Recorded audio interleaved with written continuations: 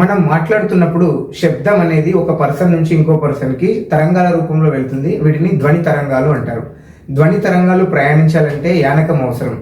ఈ పర్యావరణం లోపల గాలి ఉంటుంది. గాలి అనేది యానకంగా మీడియం లాగా పనిచేస్తుంది కాబట్టి శబ్దం అనేది ఒక ప్లేస్ నుంచి ఇంకో ప్లేస్ కి ప్రయాణిస్తుంది. మరి అలా యానకం లేనటువంటి ప్రదేశాలు ఉంటే మరి అక్కడ ధ్వని ఎలా ప్రయాణిస్తుంది? మీరు ఎప్పుడైనా గమనించారా?